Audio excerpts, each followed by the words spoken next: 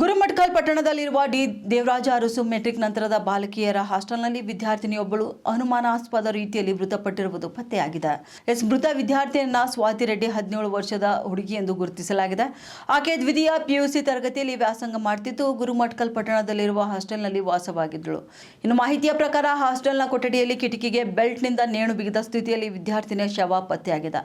ಈ ಘಟನೆ ಹಾಸ್ಟೆಲ್ ವಿದ್ಯಾರ್ಥಿನಿಯರು ಮತ್ತು ಸಿಬ್ಬಂದಿಯಲ್ಲಿ ಆತಂಕ ಹಾಗೂ ಆಘಾತ ಕೂಡ ಮೂಡಿಸಿದೆ. ಇನ್ನು ಸುದ್ದಿ ತಿಳಿಯುತ್ತಿದ್ದಂತೆ ಗುರುಮಠಕಲ್ ಪೊಲೀಸ್ ಠಾಣೆಯ ಪೊಲೀಸರು ಸ್ಥಳಕ್ಕೆ ಭೇಟಿ ನೀಡಿ ಪರಿಶೀಲನೆ ನಡೆಸಿದ್ದಾರೆ. ಮೃತದೇಹವನ್ನು ಮರಣೋತ್ತರ ಪರೀಕ್ಷೆಗಾಗಿ ಆಸ್ಪತ್ರೆಗೆ ರವಾನಿಸಲಾಗಿದ್ದು, ಘಟನೆಗೆ ಸಂಬಂಧಪಟ್ಟಂತೆ ಪ್ರಕರಣ ದಾಖಲಿಸಿಕೊಂಡು ಮುಂದಿನ ತನಿಖೆ ಕೈಗೊಂಡಿದ್ದಾರೆ.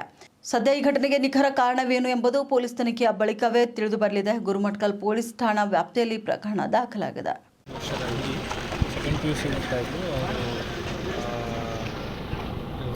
ಸೂಸೈಡ್ ಮಾಡ್ಕೊಂಡಿದ್ದಾರೆ. ಹಂಗೆ ಮಾಡಿಕೊಂಡು ಕಿಟಕಿಗೆ ಈಗ ನಮಗೆ ಎಲ್ಲ ರೀತಿ ಅವರು ಕಂಪ್ಲೇಂಟ್ ತಗೊಂಡು ಎಲ್ಲ ರೀತಿ ತನಿಖೆ ಮಾಡ್ತೀವಿ. ಜಸ್ಟ್ 4 ಎಕ್ಸಾಮ್ ಆಗಿತ್ತು, ಇನ್ನು 2 ಎಕ್ಸಾಮ್ ಬಾಕಿ ಇತ್ತು. ಬೆಳಿಗ್ಗೆ ಅವ್ರ ತಮ್ಮಂಗೆ ಕಾಲ್ ಮಾಡಿ ಇದು ಕ್ಯಾಲ್ಕುಲೇಟರ್ ಬೇಕು ಅಂತ ಹೇಳಿ ಕೇಳಿದ್ದಾರೆ, ಲಾಸ್ಟ್ ಮಾತಾಡಿ. ಈಗ ಅದನ್ನು ನೋಡ್ತೀವಿ, ಅವರ ಫೋನು ಮತ್ತು ಯಾವ ಉದ್ದೇಶದಿಂದ ಮಾಡ್ಕೊಂಡಿದ್ದಾರೆ ಅಂತೇಳಿ ತನಿಖೆ ಮಾಡಿ ನಾವು ಅದನ್ನು ಮುಂದೆ